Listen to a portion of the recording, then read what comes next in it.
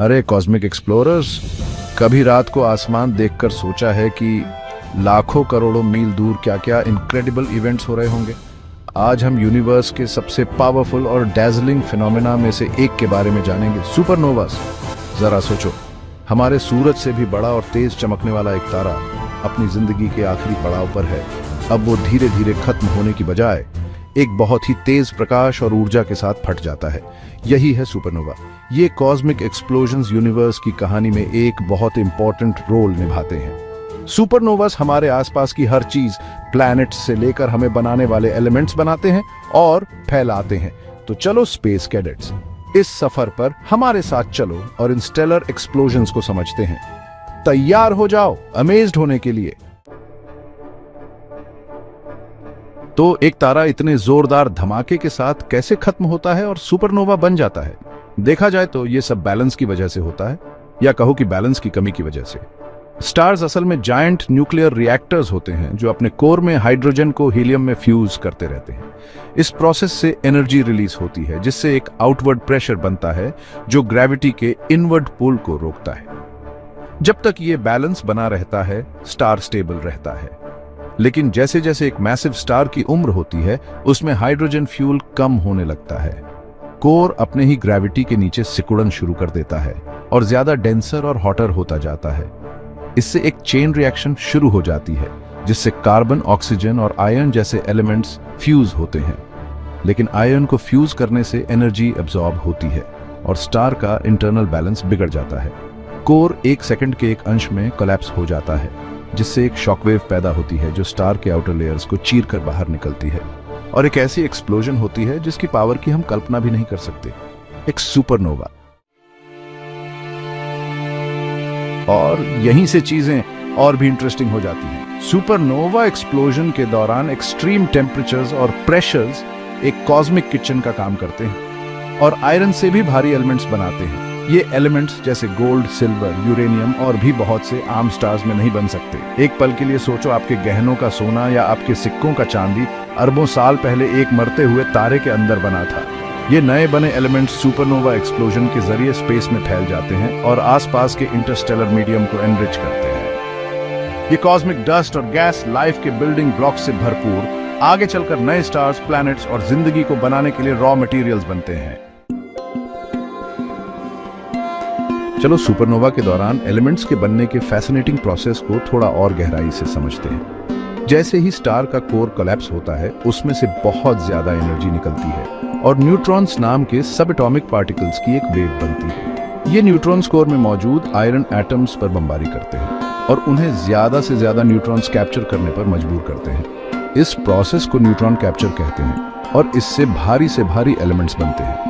जरा एक cosmic billiards के गेम की कल्पना करो, जहां न्यूट्रॉन्स एटॉमिक न्यूक्लियस से टकरा रहे हैं और नए और अनोखे एलिमेंट्स बना रहे हैं। ये एक जायंट कॉस्मिक एल्केमी लैब की तरह है जो यूनिवर्स के बेसिक इंग्रेडिएंट्स को आज हम जो मैटर देखते हैं उसमें बदल रहा है।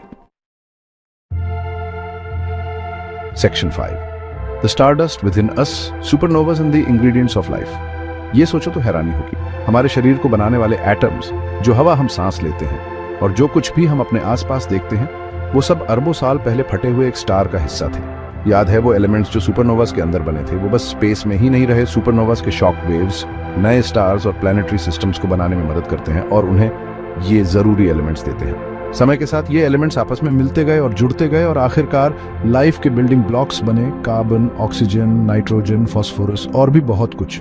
तो देखा जाए तो हम सब स्टारडस्ट से बने हैं। अगली बार जब आप रात में आसमान देखें तो याद रखना कि आप एंशिएंट स्टार्स के रेमिनेंट्स देख रहे हैं। उनके फटने के बाद जो बचा है वो पूरे कॉस्मोस में फैला हुआ है और लाइफ और खूबसूरती के लिए रॉ मटेरियल्स प्रोवाइड कर रहा है। Section 6, echoes of creation, famous supernovas through history. इतिहास में इंसानों ने इन सेलेस्टियल फायरवर्क्स को देखा है और आसमान में उनकी मौजूदगी को रिकॉर्ड किया है। सबसे फेमस सुपरनोवा इवेंट्स में से एक को चाइनीज एस्ट्रोनॉमर्स ने 1054 एडी में देखा था। ये सुपरनोवा, जिसे SN 1054 के नाम से जाना जाता है, इतना ब्राइट था कि ये दिन में भी लगभग 1 महीने तक दिखाई देता रहा। इसके रेमनेंट्स जो आज भी दिखाई देते हैं सुंदर क्रैब नेबुला बनाते हैं, जो इन कॉस्मिक एक्सप्लोजन्स की पावर और ब्यूटी का प्रमाण है। सदियों बाद 1572 में एक और सुपरनोवा ने रात के आसमान को रोशन किया और फेमस एस्ट्रोनॉमर टाइको ब्राहे का ध्यान अपनी ओर खींचा। इस इवेंट, जिसे टाइको सुपरनोवा कहा जाता है, ने उस समय के इस विचार को चुनौती दी कि हेवेंस कभी नहीं बदलते और हमेशा के लिए रहेंगे, और ये सोचने का एक नया रास्ता खोला कि हम एक डायनामिक यूनिवर्स में रहते हैं। Section 7, Supernova 1987A, a front row seat to stellar evolution. 1987 में एस्ट्रोनॉमर्स को एक relatively nearby supernova explosion देखने को मिला, सुपरनोवा 1987A, जो लार्ज मैजेलानिक क्लाउड में हुआ था, जो हमारी मिल्की वे के पास एक गैलेक्सी है। इस इवेंट ने एक सुपरनोवा को बहुत पास से स्टडी करने का एक यूनिक अपॉर्चुनिटी प्रदान किया, जिससे साइंटिस्ट्स को स्टेलर एवोल्यूशन और इन एक्सप्लोजन्स में बनने वाले एलिमेंट्स के बारे में अपने थ्योरीज को टेस्ट करने का मौका मिला। सुपरनोवा 1987A ने स्टार्स की जिंदगी और मौत के बारे में बहुत कुछ बताया है, और आज भी दुनिया भर के एस्ट्रोनॉमर्स के लिए स्टडी का एक फैसिनेटिंग ऑब्जेक्ट बना हुआ है। Section 8, The Crab Nebula, a cosmic masterpiece forged by a supernova. Crab nebula, जिसका जिक्र पहले भी हुआ था, स्पेशल अटेंशन का हकदार है। गैस और डस्ट का ये इंट्रिकेट और कलरफुल क्लाउड सुपरनोवा रेमनेंट का एक बहुत ही बढ़िया उदाहरण है, जो इन कैटाक्लिज्मिक इवेंट्स के बाद की स्थिति को दर्शाता है। टॉरस कॉन्स्टेलेशन में लगभग 6500 लाइट ईयर्स दूर स्थित क्रैब नेबुला एमेटर और प्रोफेशनल एस्ट्रोनॉमर्स दोनों के लिए एक पसंदीदा टारगेट है। इसका इंट्रिकेट स्ट्रक्चर, जो एक क्रैब के लेग्स जैसा दिखता है, एक सुपरनोवा एक्सप्लोजन के दौरान पैदा हुई पावरफुल फोर्सेस का प्रमाण है। क्रैब नेबुला सिर्फ एक विजुअल मास्टरपीस ही नहीं है, बल्कि रेडिएशन का एक पावरफुल सोर्स भी है, जो रेडियो वेव से लेकर एक्स रेज तक इलेक्ट्रोमैग्नेटिक स्पेक्ट्रम में इमिट करता है। ये रेडिएशन नेबुला के अंदर हो रही प्रोसेसेस के बारे में वैल्यूएबल क्लूज प्रदान करता है, जिससे साइंटिस्ट सुपरनोवास की फिजिक्स को डिटेल में स्टडी कर पाते हैं। Section 9, The Everlasting Impact, Supernovas and the Evolution of the Universe. Supernovas सिर्फ आइसोलेटेड इवेंट्स नहीं है, ये कॉस्मिक एवोल्यूशन के ग्रैंड स्कीम में एक क्रूशल रोल निभाते हैं। इन एक्सप्लोजन से निकलने वाले शॉक वेव्स आसपास के गैस और डस्ट के क्लाउड्स को कोलैप्स होने पर मजबूर कर सकते हैं और स्टार्स और प्लैनेटरी सिस्टम्स की नई जनरेशंस को जन्म दे सकते हैं।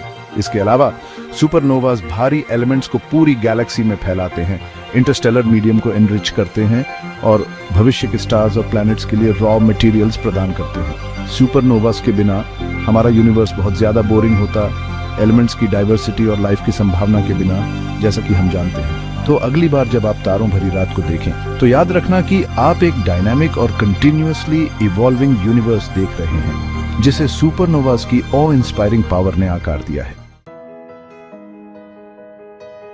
Section 10, Conclusion और Cosmic Connection to the Exploding Stars. तो लीजिए, कॉस्मिक एक्सप्लोरर्स। सुपरनोवा सिर्फ स्पेक्टैक्युलर फायरवर्क्स डिस्प्लेज नहीं है, ये यूनिवर्स के काम करने के लिए बहुत जरूरी है। ये स्टेलर एक्सप्लोजन्स लाइफ के लिए जरूरी एलिमेंट्स बनाते हैं, उन्हें पूरे कॉस्मोस में फैलाते हैं और स्टार बर्थ और डेथ के साइकिल को चलाते हैं। हमारी हड्डियों में कैल्शियम से लेकर हमारे खून में आयरन तक, हम अपने अंदर इन एंशिएंट एक्सप्लोजन्स के रेमनेंट्स रखते हैं। हम सब कॉस्मोस से जुड़े हुए हैं, उस स्टारडस्ट से जो हमें बनाता है। तो रात के आसमान को वंडर और ऑ से देखते रहिए, ये जानते हुए कि यूनिवर्स एक डायनामिक और इंटरकनेक्टेड जगह है, जिसे सुपरनोवास की एक्स्ट्रॉर्डिनरी पावर ने आकार दिया है। और याद रखिए, जैसा कि कार्ल सेगान ने कहा था, we are all made of star stuff, जो हमारी कॉस्मिक हेरिटेज की एक बहुत ही खूबसूरत याद दिलाता है।